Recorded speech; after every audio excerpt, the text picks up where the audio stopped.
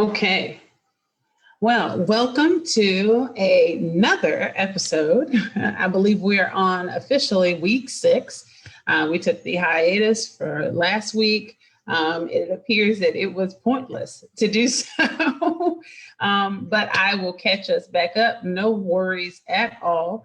And so we actually kind of got back on track, if you will, because I was a bit of ahead of the game as I usually am. Yeah. And so we are definitely going to have a pretty intense discussion today. The discussion is so exhausting, admittedly, mentally, that I've got my trusty water right beside me.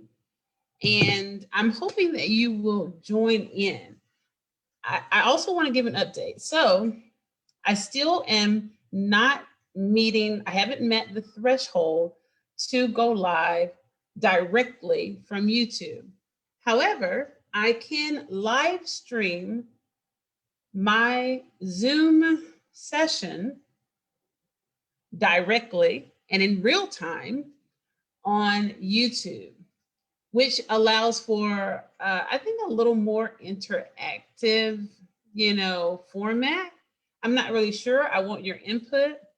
And you know what? Okay, wait.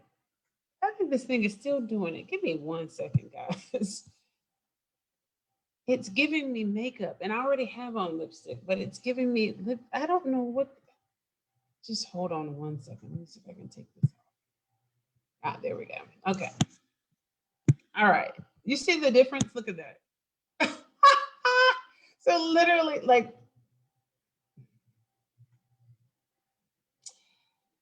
and you can see it when I put my finger through and that. Okay, so that was just lightheartedness on this Sunday afternoon. Nonetheless, we have removed the lipstick because I think that I've got it taken care of. All right. I would like to have this be very hyper interactive, as I've mentioned to you before. And I'm hopeful that you will be in agreement and will join in on the discussions. I know that some of you, especially with this type of subject matter, you tend to want to just hear the input of those of us who are kind of, in the know, if you will, or have some type of expertise in the realm, of relevance. But I say it all the time. Everyone, I believe, I do, even those who choose to be willfully ignorant. Each one of us humans has the greatest capacity for intelligence. Now, what we choose to do with our cognition, that's a totally different story. And we also have great insight, because perception, as you've heard me say many, many times, is a most powerful drug. And so I'm all about open communication in that regard. And I want to I need to know what you're thinking and how you perceive the state of affairs, because I will be running again for office. And the position of public office is not to be a representation of oneself. Like, I'm not supposed to run for office. Now, we know that people run for office just for their own personal gain or their own, their own personal agenda. We got that, which is 9 times out of 10 rooted in some type of personal gain. It's not necessarily just for self-gratification. I am of the political class and I now hold this seat, right? So my intention in running for office is to be a liaison, as opposed to the leadership style that would be more unitarian, if you will, or I don't want to usurp any type of privy of understanding the people if I don't have the people's input. You see what I'm saying? All right, so I hope you're there with me. Remember, I cannot see how many people are on with me right at the moment. Let's see. Let me see if I can share my screen and then I can try. It gets really odd. Let me see.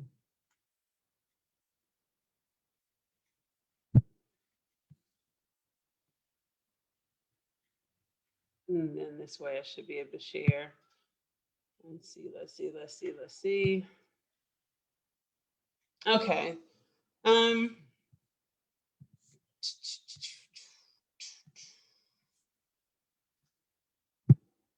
know if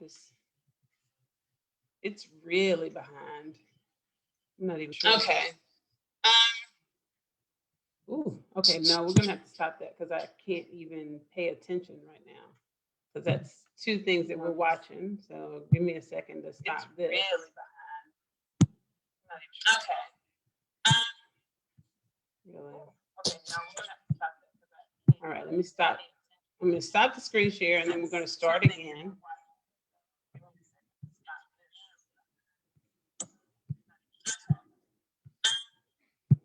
Hold on one second. Let me get this out of the way.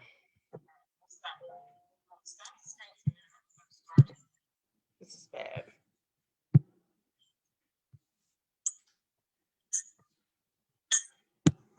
Okay, there we go.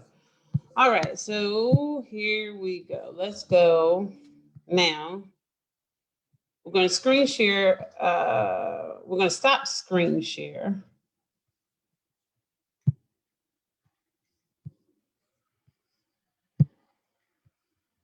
I can't even figure out.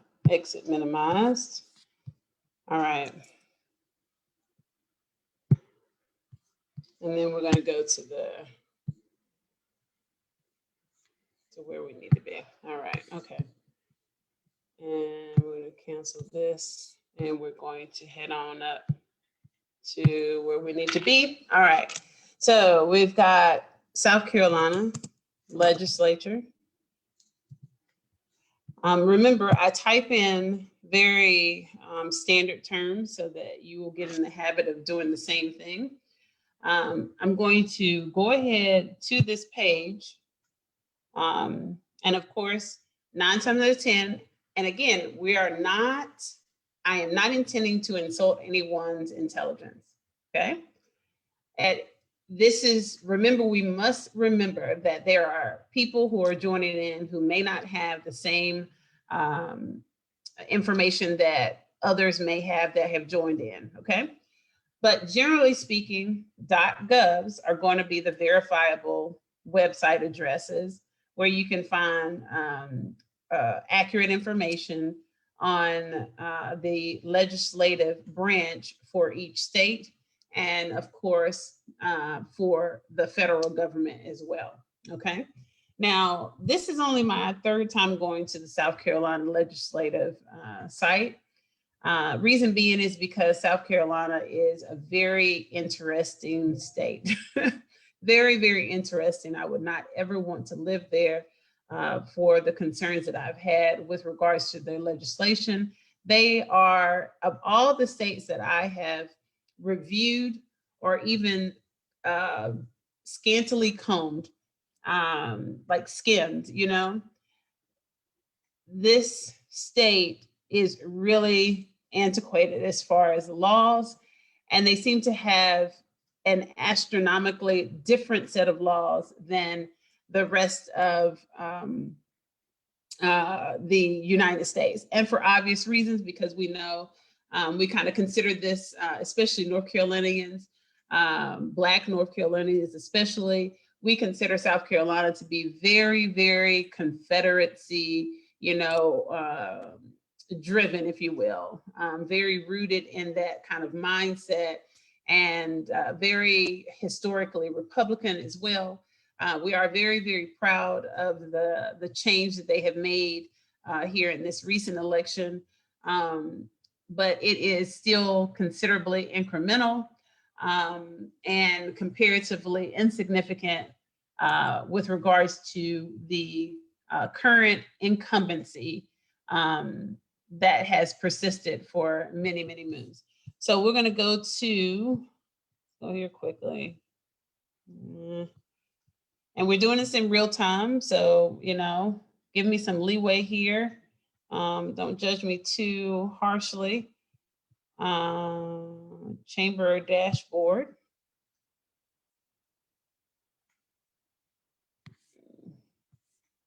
All right, so this looks like meeting schedules, introductions of bills and resolutions here. Okay, their calendar. This is all relevant.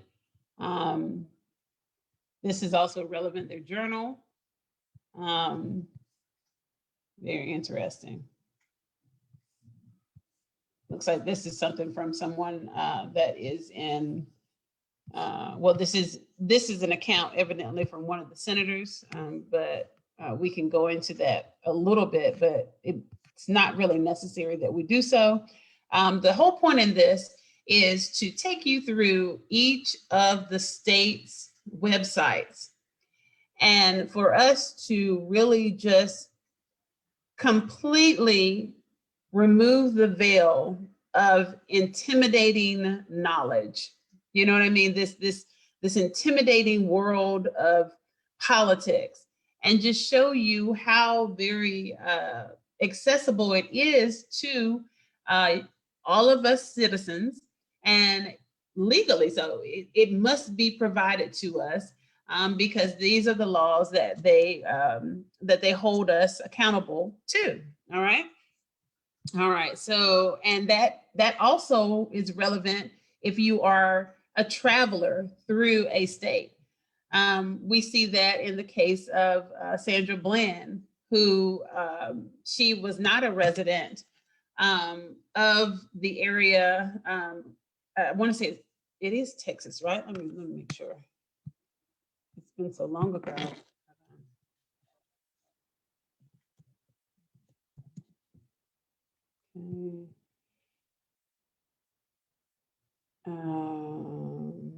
Yeah, Texas.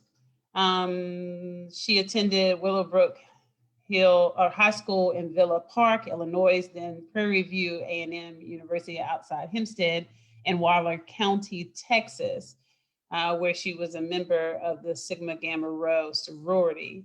The traffic stop was done by a Texas state trooper. And we all know the story. So the relevance in me bringing this up is even when we pass through, even county ordinance can be different from county to county. Municipal ordinances can be different from city to city. It is very relevant, and I'm not sure how familiar she was with Texas law. I would assume that maybe sufficiently in the regard that she is Sandra Bland. We do know that she was wise. We do know that she was educated. We do know that she was headed to begin a job in higher academia. And the only reason why I'm bringing this up again is because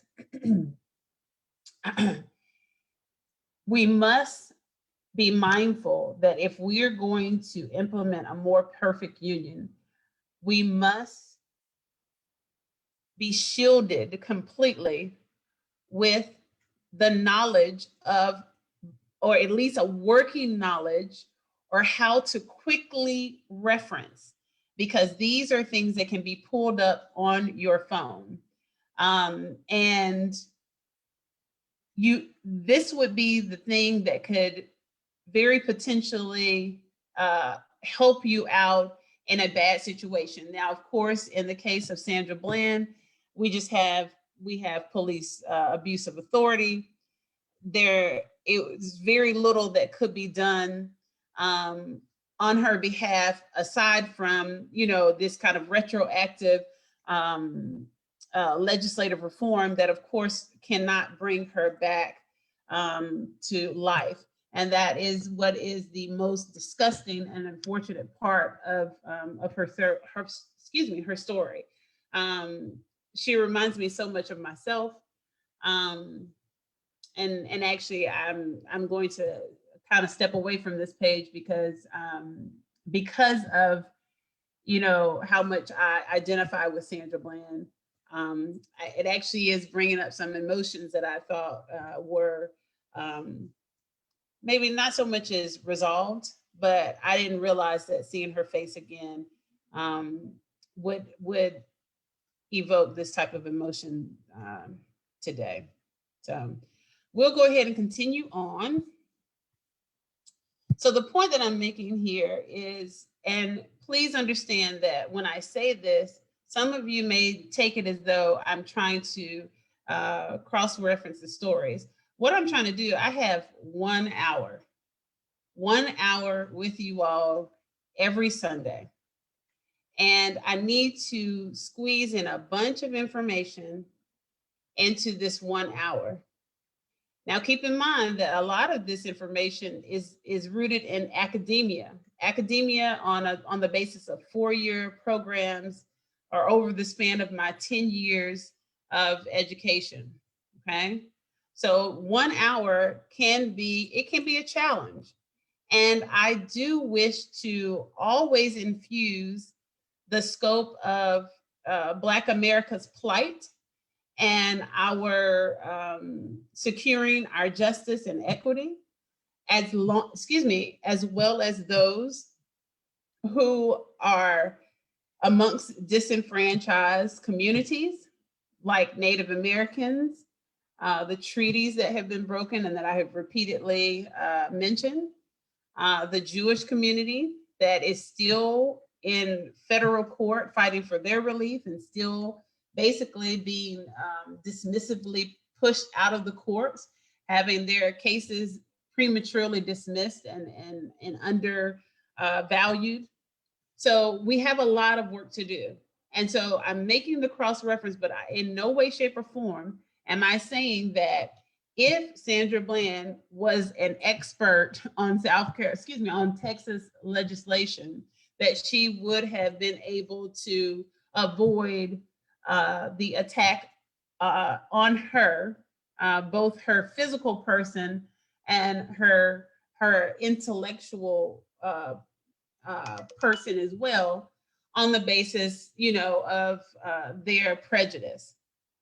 Okay, so I want to make sure that's clear.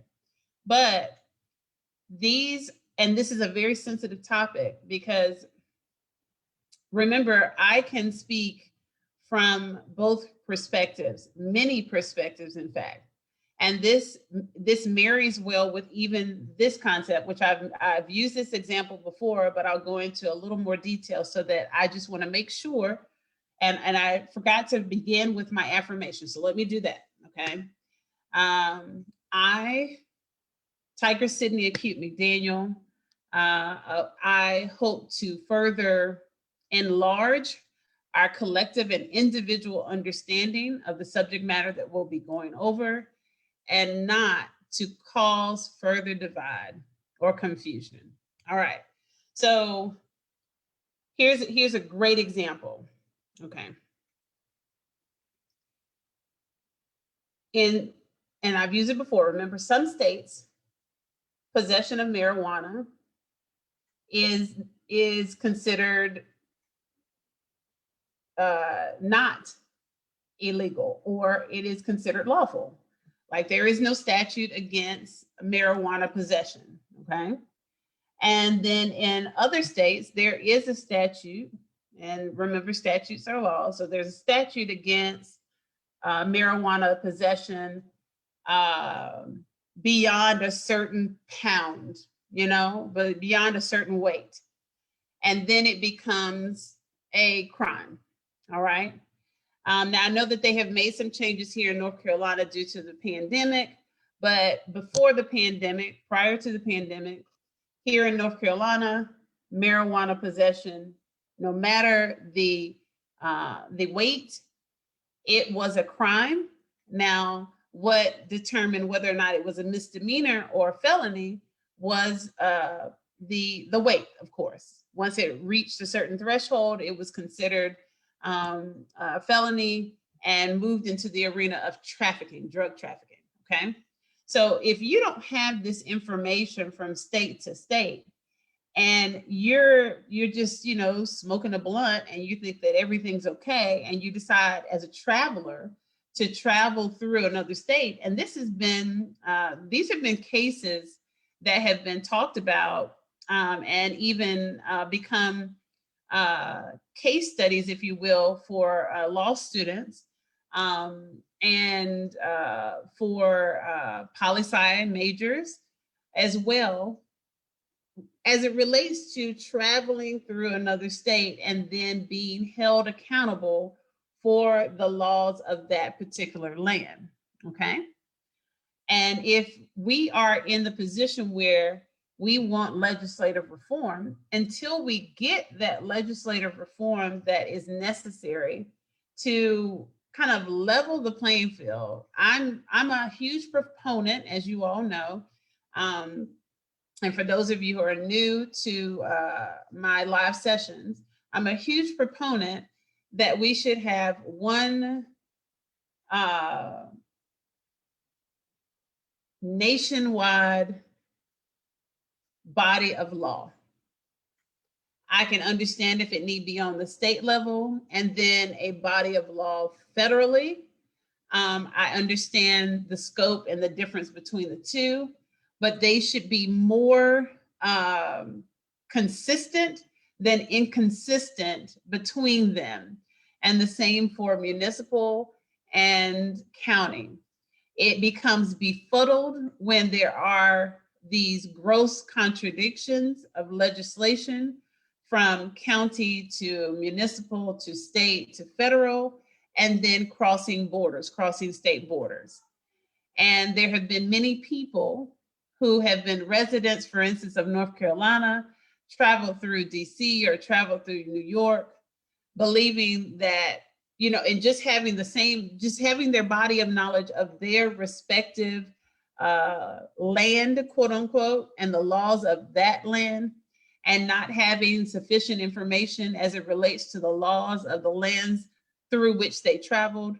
And they found themselves in huge criminal liability cases, and oftentimes were detained, oftentimes were extradited, detained, some fought extradition. Extradition may have been valid, may not have been valid, depending on how many states they traveled through and how relevant it was, and which jurisdictional body of police officers picked them up, if it was state troopers, if it was, you know, there's all these layers to this onion. And this is the point that I'm making. It becomes so confusing that and on the basis that your average person, even a licensed attorney, please understand this, even a licensed attorney does not have this sweeping knowledge of legislation of all 52 states and all constitutional application. Now, the constitutional application normally is something that can be a specialization, much like our beloved former President Obama. But generally speaking, you know, licensed attorneys that kind of have their niche, right?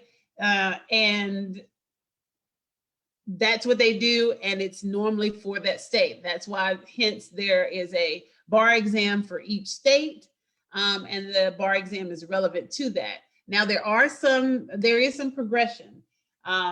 They have made they have started implementing the beginning stages of having this kind of nationwide bar exam. And I think that is really, really, really great, because there's all types of circumstances that would befit that licensed attorney being able to practice in a state where they are not a resident or not licensed through their own respective state bar. And we need to get to this point. We need part of this more perfect union is this consistent body of law. It's such a, that alone is also, especially for someone in the realm that I've worked and seeing, especially younger preteens, teenagers who are learning how to become an adult. They're learning how to be integrous. They're learning how to deal with peer pressure.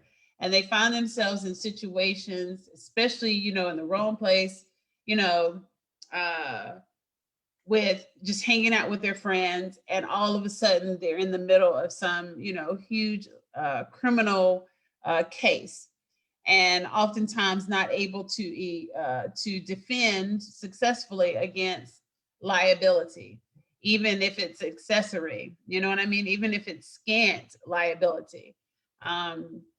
And who wants that? Who wants to be punished criminally for something that they know that they didn't do and that they otherwise were just trying to kind of mitigate the damages that they experience in their own kind of sector of the world? We know that I'm from the hood. I know what that life looks like. Managing your relationships with neighborhood gangs and kind of like the popular people who may or may not be affiliated with the gangs, and with, you know, the you know, just, you all know the different sectors of your micro world that you grow up in. Okay. All right. So let's go back to here. Okay. So we saw the chamber dashboard. I'm trying to get to the Senate and the House. So let's do that. We want to see, all right, find your legislators.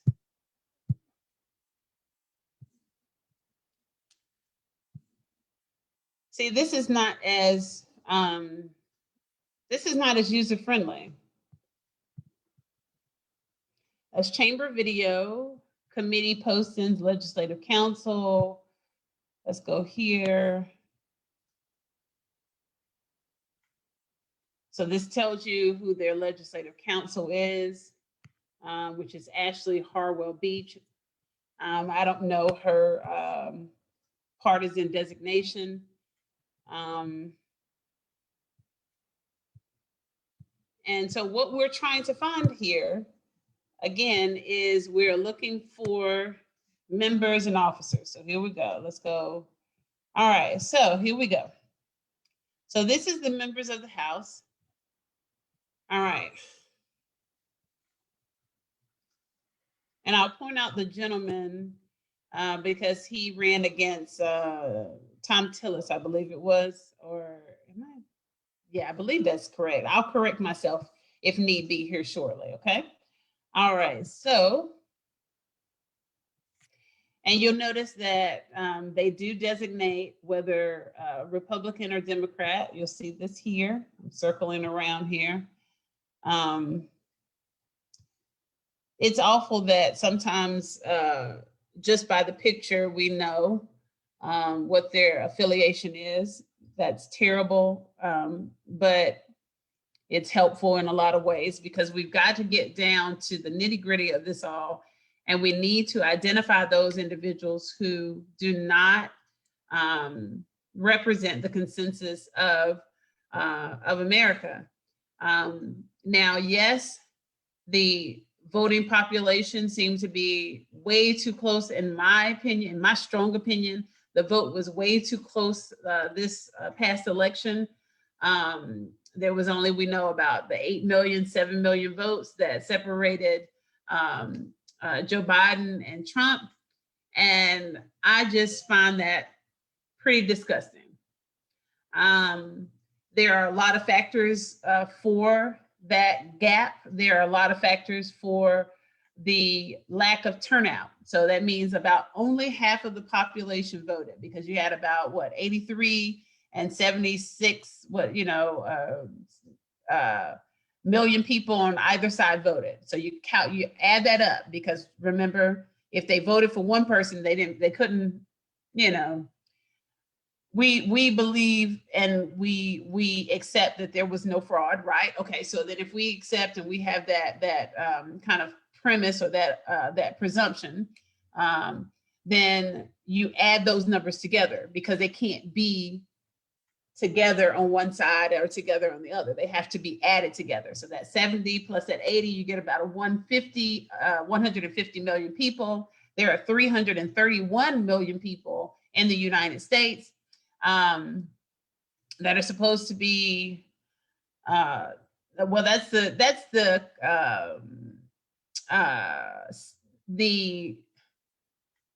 the report right now as far as the population, right?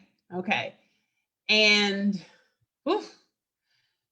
how many of those are registered? I don't know. Actually, let's look it up. How many registered voters, real quick.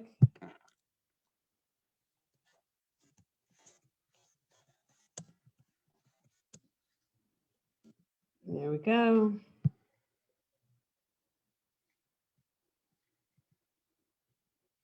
And I thought I looked this up again. Yeah, see, I know that. I know that over 159 people voted. All right, let's see here. BallotAccess.org.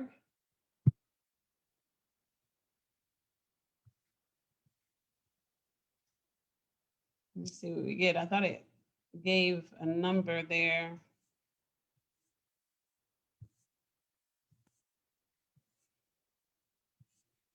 See, I don't want the individual's input. There should be one number. Let's see, in 32 jurisdictions that have registration by party, here are the numbers of registered voters in each party and the number of independents. All right, so you've got 47, 35, 33. So this is about what, 120-ish. Make another with the libertarian in the green, and the Constitution will add all of those in, incidentals. So we'll say, let's say all together with the other parties, which is almost 2 million, maybe 130 million. And we know there's definitely a discrepancy there, because we know that 159 some people voted, which is a little interesting. So I will give this some deeper diving into, and then I'll report back in the next session, because this is kind of interesting. Mind you, this is just the, let's go to US.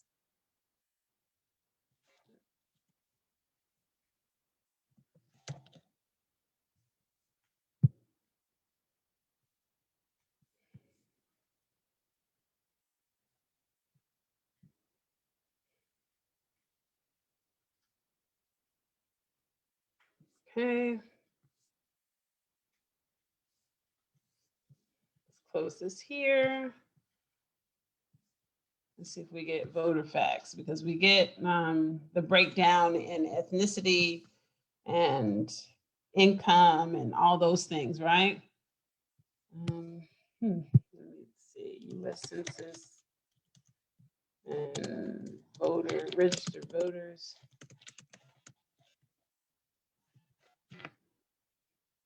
And if you have any questions, or you want to add in, or if you have an answer to this question, please do chime in.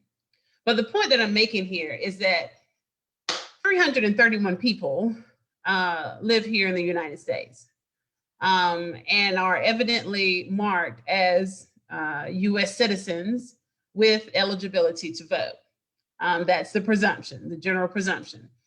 We know that there are those who are here seeking refuge from many different countries and may not have any particular citizenship status, but we're not talking about those people. So to have only basically half of the population vote, in my opinion, is pretty disgusting. I'm not saying that to denigrate people, but I'm saying that to say that, my goodness, what are we doing? And I understand where there is the disillusionment as it relates to the desire to vote at all, you know, especially with regards to all the corruption. But this is right now, as I keep saying over and over again, it is the vehicle for the change that we want to see, period. Because it is legislation, it is directly linked to legislation. Who, excuse me, are in those seats to ratify the laws that we need or repeal. So ratify means to enact, to go ahead and put into place where the law would become active in effect. And to repeal would be to do the exact opposite, where we strip away the laws that do no longer serve our current needs and our current consensus as American citizens, okay? And so we can't really be mad at anyone when you don't go out and vote, because this is what it is. This is it. You know, and as much as they're, you know, the Black Lives Matter protests are beautiful. I've told you many times before that I have organized them, I have stood, I have spoken at, I've done all the things. And at the end of the day, and I did all the things knowing that legislation is the vehicle. It is the vehicle, exclusively so. And in fact, if you don't have sufficient constitutional information, you still yet are going to lag behind as it relates to that very swift moving train that is the partisan divide in our federal legislative branch. And you see it now. And I showed you that we have a police brutality bill that was proposed by Representative Ayanna Pressley. And where is it? Still sitting there since June. And it is not on the top of their list. It's not. I'm not saying that to be cynical. I want it to be on the top of the list. I'm so glad that she proposed it. And then I've told you and I've reminded you, and we're going to do that too. Let me show you real quick, because anybody can write a bill. They actually have what they call conferences, if you will, or colleges where you can learn. And basically, it's just effectively a workshop, you know, where you can learn to draft a bill, draft legislation.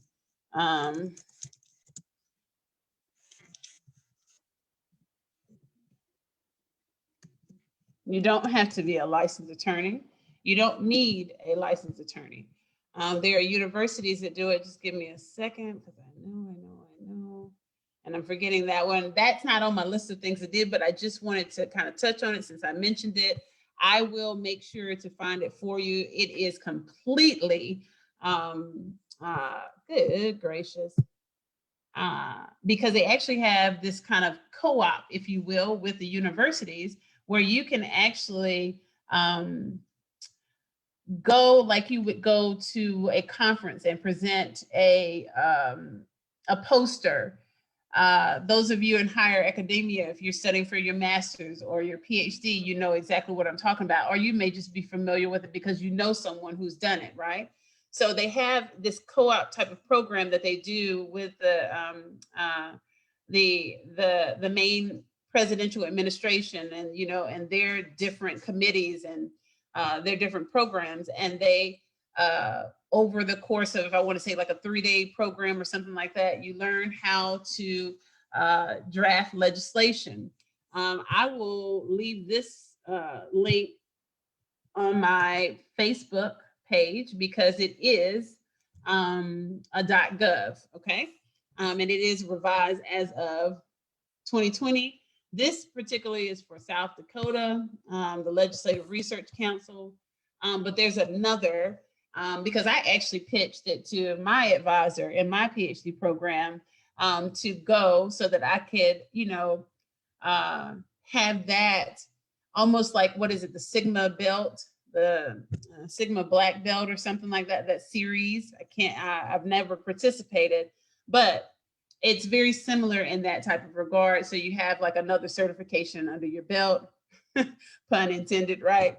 Okay, so I will dive into that further and make sure that I have that so that we can cross-reference. I can show you that in the next live session. And to my knowledge, you needn't be an enrolled college student to participate. I believe that it is open to the general public as well.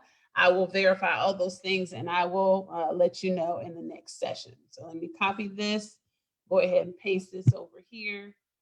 So we're being thorough.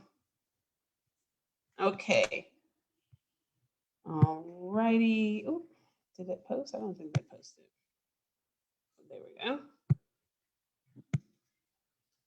Okay, so let's go back so we make sure that we are on point. Let's hurry up and get to, because we will go into further detail about who they are, if you will. Okay, right here. All right, let me get, where am I? All right, so let me share my screen again. Oop, right there. Boom, boom, boom, boom. Okay, so this is the house, right? Of course, I'm not going to be familiar with the district designations because I'm not from South Carolina. It's not my direct frame of reference. For those of you who are just joining this session, let me make sure because my showing that the laptop is. Oh, I'm glad I saw that. It was showing that the laptop was low on battery. Sometimes I inadvertently miss that. And then that would, have ended the session. Okay, so, but the reason why we're doing this, of course, is because the whole point of this is to come together. And I do have to kind of say this each time. So for some of you, you're hearing it now, maybe for the 5th time. So, just sit by, like get a gulp of water real quick while I say it, real quick. The goal here in See We Run, which is the intended organization upon the project to develop a plan to implement a more perfect union, is to get a representative from each state, and very likely sub-chapters in each state that represent kind of like different regions, if you will. So that they amass to a full representation of each state, right? Because I can't be, I'm only one person. I know, and I thank you for calling me Queen Get Her Done. I thank you, I am the bomb.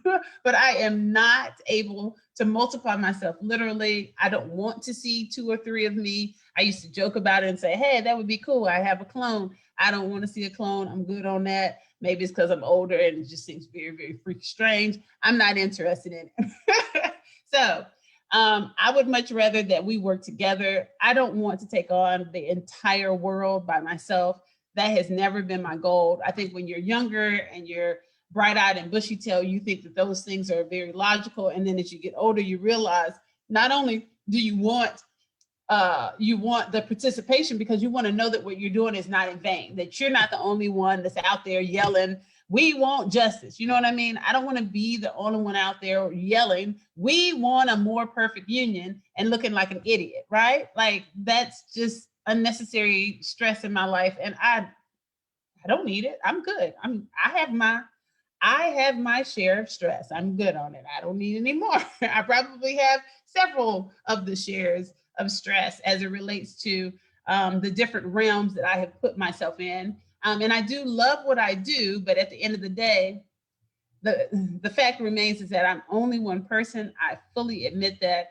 And I want to see you, I want you to buy, I want to see your buy-in, that this is even worth it. Do I even need to do this? Is it just, I know they have the saying that, that one crazy person can, change the world. Okay, but it's so bad out there in so many ways. And I can't, I'm not going to sugarcoat it. I can't do that for this type of format. This session, I can't sugarcoat what's going on. You need to know what's going on because it's bad. It's very bad. And then let me touch upon really quickly as well, and we'll go through these and go through the Senate. There has been a lot of you who have been very, very angry as it relates to the Joe Biden, Senator Ossoff, I believe, and the other senator out of Georgia. Let me make sure we use all names. Senator Ossoff and Warnock. Yeah, Senator Ossoff and Warnock in Georgia, and then making very definitive statements as it relates to the stimulus check. I don't need to replay it. We all know they said it. I told you several times what I am proud about is that finally the Democratic body, the ethical Democratic body, because there is an unethical body of our Democratic Party. Unfortunately, they exist. Unethical folk exist in every body. You know what I mean? Like not every literal body, but every group you'll find a bad apple. Okay. These guys effectually had to play hardball the way that the Republicans do, because now you see, even through this second impeachment, and now we get to cover it really quickly, and there's really not much else to say, but I told you so. They're not, but it was very necessary. Please understand this, because I know that there are some people that are like, well, then why did they waste their time on it? It had to be done. When you're dealing with legislation, you must go through all those protocol and, procedural steps. It is necessary so that you establish a record, no matter. And this is what they were doing. They knew that the likelihood of them, and please understand that, because some of y'all were like, oh, they didn't know, sappy little Democrats, look how sad they look and trying to get this impeachment. No, they know exactly what they're doing. They're not idiots. Please, let's at least give some of these people credit. They don't have all this education and all this experience in the real gritty part of politics without knowing what they're doing. They know what they're doing. They just can't come out and be like, yeah, this is what we doing, yo. Like what we this is what we doing. But it's a very cutthroat dynamic. And it's very difficult to really hold on to your integrity in these realms. And so I applaud them for stepping outside just a bit. And I said it before, and the truth is the truth. And yes, they told a lie. We can't sugarcoat it. They told a lie, but what they did, because they said we could get the checks out as soon as the end of this week. So it's not the complete truth. And they knew if they told you the battle that they had, the uphill battle that they had to actually affect the COVID relief plan that they wanted to ratify, then it may have been possible that less of you would have gone out and voted. So I'm glad that they did it in that specific regard. Don't take what I've said and mince my words and say that I think that the Democratic Party should now engage this lifestyle. We need to adopt, lying as our primary disposition. That's not what I'm saying. But this is why it had to be done, because they know that voter morale was very low, considering everything that was going on, everything that was transpiring, and they had to motivate. And unfortunately, we know that money, especially in an economic crisis, is a motivating factor. It no less makes it right, because I know that there are individuals, even myself, where we are financially strained and we don't want to hear this BS. And that could have sent some of you all into a state of, a spiraling downturn of depression, or, just any number of things. And I don't want to wish this upon anyone, but there may have been even people who had suicidal thoughts. And I'm believing for you, and I'm praying and meditating in the fashion that I do, that you hold on tight and know that relief is coming. But they are fighting so many battles, even battles that we are not privy to, day by day interactions in that open session. The energy alone, we do need to have a profound respect for those of our officials who are there for the good fight. And trust me, they are. And they are asserting themselves now, and they are arguing the good fight. They're getting into that John Lewis good trouble. And you have to trust me. But we need to be doing what we need to be doing on the sidelines, because if they're in there fighting for us and we're not rallying together to prepare for the next election and vote, and not readying our minds to understand legislation and the process thereof, and voting in even municipal and county officials and state officials who are going to legislate consistently with the good guys in our federal government, we just have a shit show. There's just no other way to say it. Okay. All right. So let's go on over here. Oh, and just so you're aware, no, I'm not going to talk about Tessica. I'm not. So, and I thought I was going to be interested in having the conversation on the above ground railroad. I'm not. I'm not interested. I've said what I've said. I've posted what I've said. It's in writing. So like it's there. You know what I mean? And I'm telling you right now, so you can stop at this time marker and say, she said that she put it in writing. Everything I put on my web pages, everything I put on my Facebook pages for our respective entities is information that I have approved, posts that I have approved. And if there ever comes a time where there has been some hacking of our pages, trust me, I'm going to be the first person to tell you. But everything that you see, I said it, I meant it, I say it again, lo dice Ike. That means I said it and what? Okay, let's move forward. All right. And I know some of you are wanting my kind of legal input. I have reposted some videos of some licensed attorneys that have mirrored everything I said, and then they have expounded on what I've said. And each one of them said, hell to the no, I wouldn't even touch this. This is laughable. And that's what that is. And it is what it is. And some of them were being really, really nice. Okay, boom. Let's go over here to what is important, because this is so much more important to our greater livelihood. We have so much that needs to be done. Did you see the situation in Florida? Is anybody paying attention? I need you to be paying attention. One flick of the wrist, one corrupt flick of the wrist, and they can take out the lives of so many citizens just on the water quality alone. I've told you, even as it relates to the lagoon, the sewer water treatment, just all of the things that they are mismanaging. Even air pollution. I remember going over that matter as it relates to 2 election cycles prior to the one upcoming. And there was talk that the air quality in Charlotte was better. No, it's not. Who told you that? If a scientist hasn't told you that, don't believe that. And no scientist has told you that the air quality in Charlotte has gotten better. Let alone, it doesn't even have to be me as the scientist. I thank you for trusting me. I'm telling you, it's not.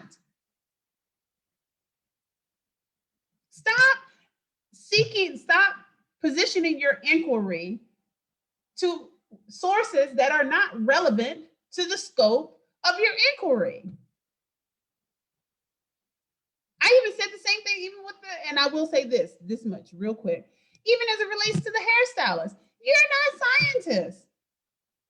Unless you're going to approach it like a scientific method, which I have seen some young lady do, and I applauded her for at least doing that, then you have no business chiming in on what you think is going to come out of that lady's hair, especially when it's a chemical compound. All right, so Boom, boom, boom. Here we go. Let's go to the Senate. Whew. Telling you. This is something else. Where'd I go? There we go. All right. So we have one Democrat. So what we're going to do is just count the Democrats. And the process of elimination, we know then the rest are Republicans. So there are 3 by each row and 1 at the end. So we've got 1, 2,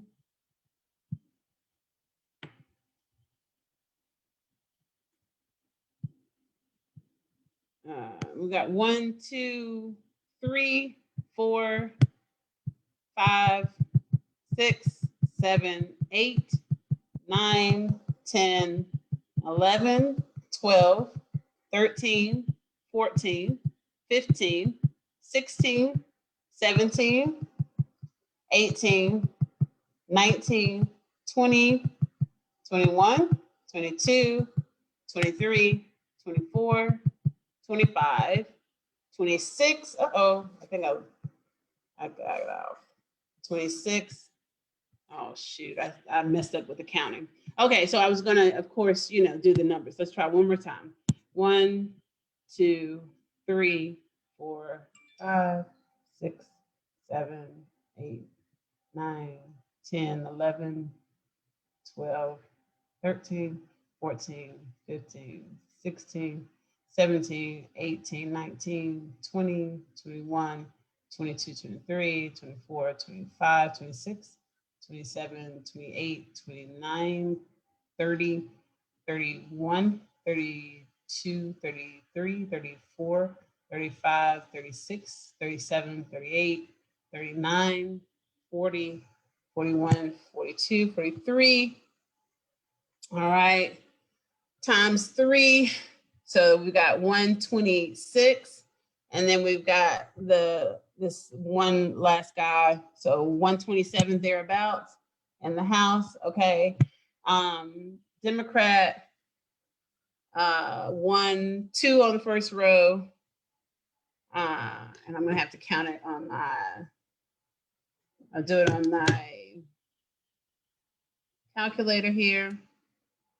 All right, so 2 plus 1 next row, 1 next row.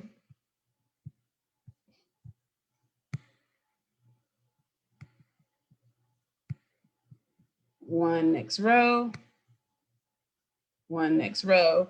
And this is also on the presumption, especially for those of you who are new, when we count all the Democrats, we are not saying that only Democrats are ethical. We're not saying that at all. We are, however, basing our analysis on our initial review of the political scape, if you will, across the nation, state by state.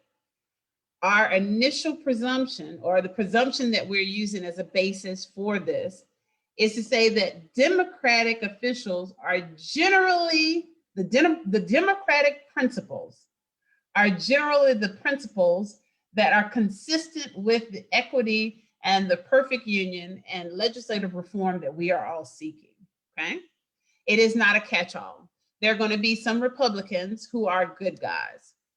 This is why we need individuals in each of the states to help with this process, because I can't possibly know all of these people in and out.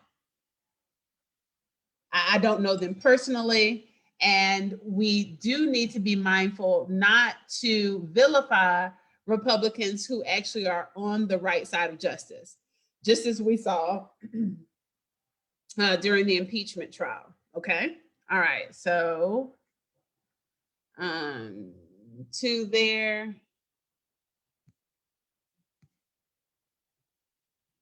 It's very interesting as well that you'll notice that most of the Republicans are Caucasian, most of the Democrats are Black or African American, or diasporan, as I prefer to be called.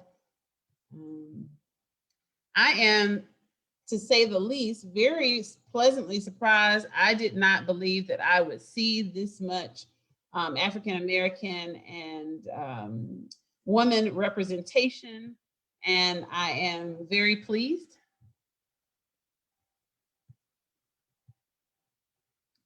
And this is exactly what I'm talking about as well. Remember, my first comment earlier in this broadcast was to say that I have really been kind of hands off as it relates to South Carolina politics because of the history of South Carolina, and would presume that it was, just basically a good old boy, you know, uh, population, if you will, especially politically. Maybe there's a lot of diversity and a lot of progressive thought in the neighborhoods, down at the people level, quote unquote. I mean, they're people. Don't get it twisted. They're not gods. But, just the differentiation from citizens versus, officials who govern collectively, because they don't govern individually. We need to also make sure that we are very clear about that as well. So don't give someone a pass just because they're a politician.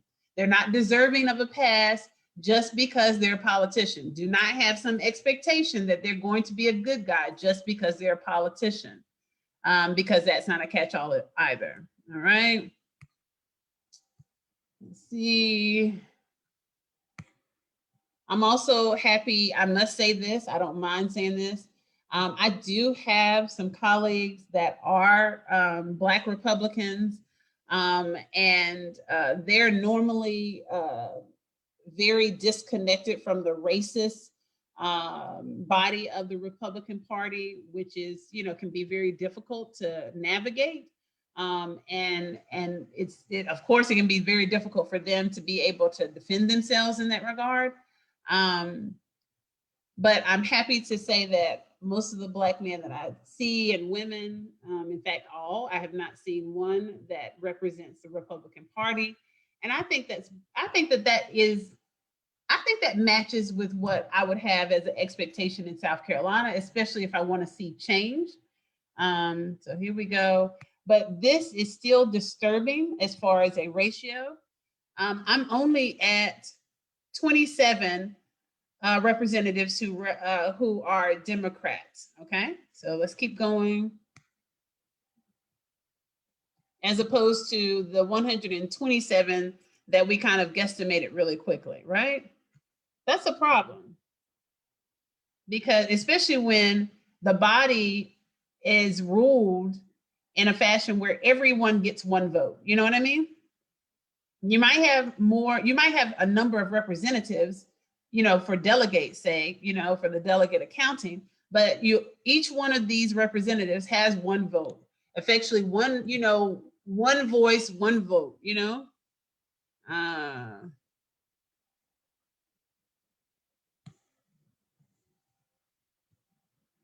and we know that the votes matter. We saw the very disturbing vote. Even though we had a full expectation, you should have had a full expectation that he was not going to be impeached. Let's see.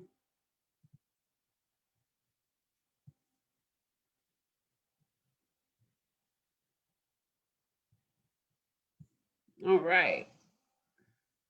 Yeah, every one of the Black diasporan representatives were Democratic. I hope that means what I hope it means. I really do. Okay, but we have a problem. This is the number that I got to. 41. 41 of all of the representatives in the House. Okay? We're going to quickly go through the Senate. And this is what we're doing each session.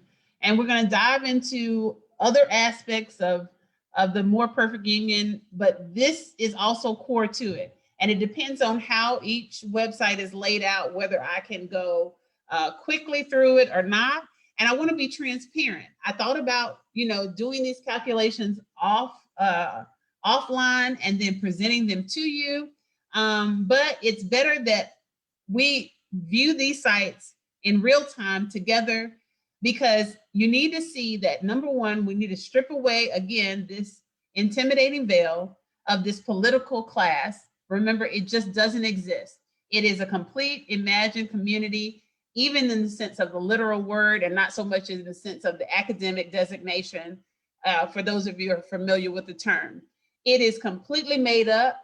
It is disgusting, because even in the inception of colonialism here in America, it was statesmen. Statesmen would be just regular folk who ran for office, as opposed to, let me show you this.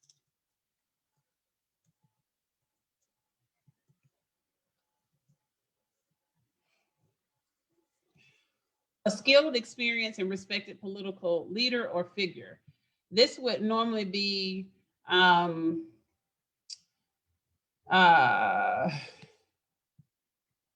what was assigned to them, as opposed to them being it first, if that makes any sense. So they were not, there was not a political class. You could be a layperson and run for office. Let's see, I'm trying to see another one. And that designation has stuck in the most egregious way. And now they have, usurped this designation as to relate to a political class.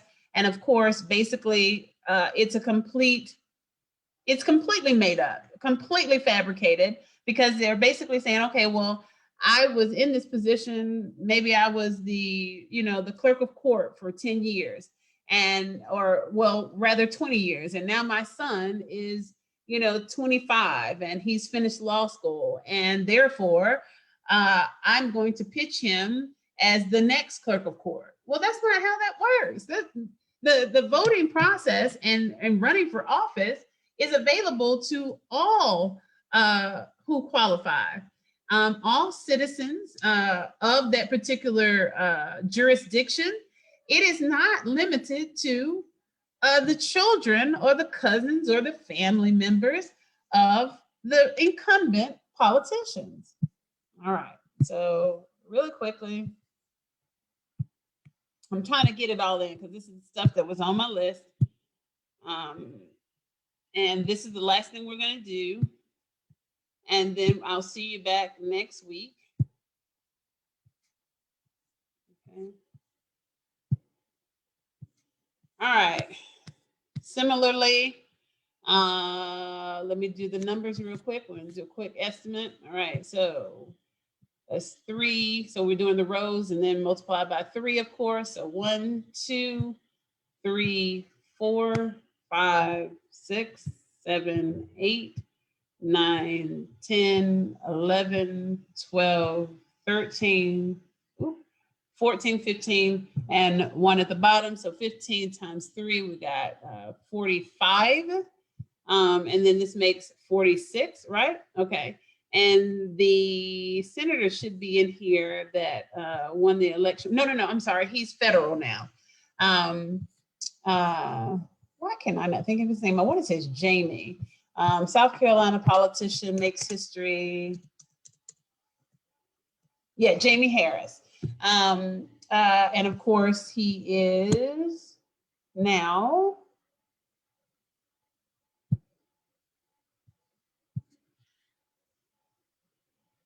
let's see here. And of course, he ran against Senator Lindsey Graham for the U.S. Senate seat in the 2020 election. And he raised just so much money. He did really, really well. Okay, let's see if they. And we see that, I'm just showing you for some of you who weren't paying attention. He did really, really well, but it still was not enough. Still was not enough. And Lindsey Graham is one of those incumbents that we have been trying to get out of office for many, many moons, much like Tom Tillis, So many others. Okay. All right. So let's go back over here really quickly and then let's end this session. So we said 45. All right. So let me do the math. All right. And again, it's good to see that there is some African-American diasporan representation. It looks even less than in the House of Representatives. I can tell you that the Senate seats are they're very difficult to turn over. Just please understand that. And this is why we must hit it with our might, and we must be very strategic in how we approach this musical chairs doctrine that I am proposing. It's very feasible if we all work together.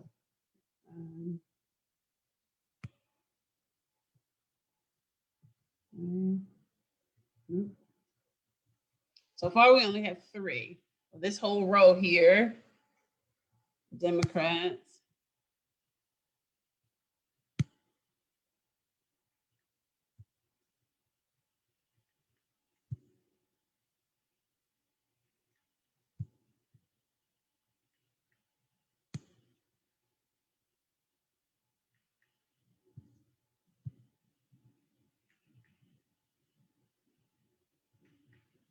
All right, so out of the 46, we have 16 Democrats.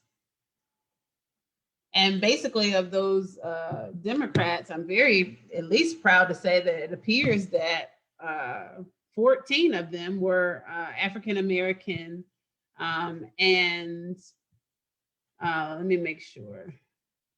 Yeah, it was either 13 or 14 were African-American and 2 of them were African-American women or, appear to be diasporan women.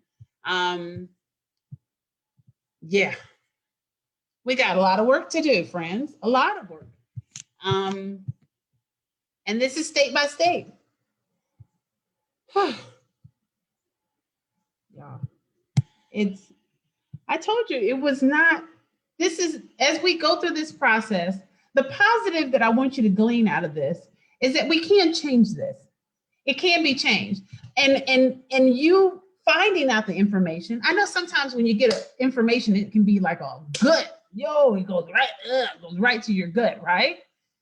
But being informed is a superpower. Please understand that. I implore you to understand that being informed is a superpower.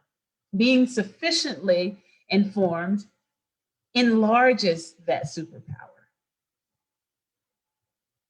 And the other side being racist Republicans or divisive Republicans and divisive racist Democrats.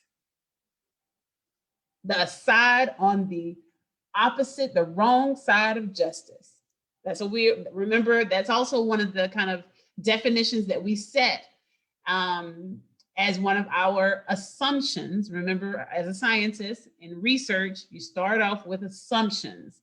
And these assumptions are not like the colloquial assumptions that make an ass out of you and me. And instead, they are the things that we must assume to be true to begin our research. And then that research can reveal that it's not true, but this is just the body of accepted facts that we start with. That's it. So we start with that body of, well, most of the Democrats we can count on being on the right side of justice. So and that's our designation. When we can't decipher whether a Democrat is on the right, if a Black Democrat is a good guy or a bad guy, or and I hate the terms white and Black, but I know we all use them, so Caucasian and diasporan, not everybody who's for you not everybody who looks like you is for you. You've heard me say that a million times over, right? So there could be a white Republican who's actually on the right side of justice. So that's our primary designation when we're going through this process, is to say who's on the right side of justice, who's on the wrong side of justice. And it's lopsided as it relates to the South Carolina legislative branch, 16 out of 46 in the Senate. What do we have? 46 out of 127 or something in the House. How can they get anything done for us? How can they do that when everyone has kind of one vote? That's it, just one vote. It's very parliamentarian based principles. Robert's Rules of Order, and kind of the legislative procedure that goes with that. Some of you are familiar with the fact that I was parliamentarian for several of the organizations for which, that I held membership and leadership, of course, in high school. And so I've known these things for many, many moons. And it's funny how they just come full circle now and how applicable they are and how they can be a helpmeet in us having this collective understanding and individual understanding, and then being able to go out there and really affect the change that we want to see. So my name is Tigress Sydney Acute McDaniel. It is always my pleasure to come before you. I do sincerely apologize that it's heavy information on this day of love, but please understand that there are two different types of love. And I say it all the time, warrior love, and that get in you and shake you up and wake you up and say, hey, I need you to see what I see. I need you to know and understand what I know and understand. That is also a form of the highest love. Please believe me, I implore you, I beseech you. Thank you so much for joining me. Thank you for joining me live if you did. Thank you for circling back if you're enjoying your Valentine's Day and viewing this session of Evolve Weekly, a 52-week series on how to implement a more perfect union. We'll be back next week at 4 o'clock. I might go early again because we have a lot to cover, friends. And if you're interested in joining See We Run, I will post another link for that today, and I'll do some promo this week. But keep in mind, because of there being these new restrictions with all the disinformation that was projected via Facebook in this last election cycle, they have really, really narrowed our ability to run ads right now. In fact, they stopped our ads several months ago. So even I try to run the ads. You may see me try to run a few ads, and then you see that you don't see them anymore. 2 days later, it's because they have come back and said, nope, we're not doing it yet. We'll let you know when we do. And there is an election that is coming up soon. Remember, I will be running for North Carolina Senate. It's district based, so I can tell you that it's 39. I do need to verify once more that we do, whether or not we have a viable candidate in that seat. I honestly cannot, well, you know what, let me do it real quick, just real quick. Let's be diligent. I kind of did a quick survey. I've had a lot of schoolwork to do. And a lot of business work to do. I'm trying to, well, I'm not trying, but I am giving my all to mitigating the impact of the economic disaster that is the poor management of the pandemic. And my business has suffered as well. Please understand that you all are not the only ones suffering. Okay, so North Carolina legislature, let's find out who's in the seat. My district would be 39.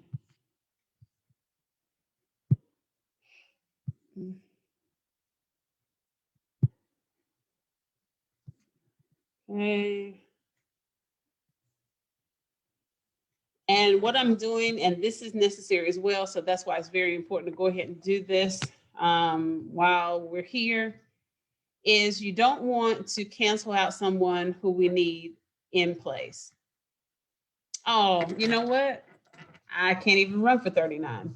I thought that was her. DeAndrea she just secured her seat. We want her there. We don't want her out of that seat. So I will not be running for District 39. I will be pursuing more likely the House of Representatives. We'll cover that next week. The whole goal is to just assume a seat, like the musical chairs, that needs to be overturned. We need to flip somebody out of it, and we need to assume those seats so that we can have a representation of our state legislature and our federal legislature that is consistent with the right side of justice. All right, y'all. Y'all have a wonderful Valentine's Day. If you don't celebrate Valentine's Day, have a wonderful Sunday. Hope you have great relaxation and rejuvenation. It's time for me to do the same.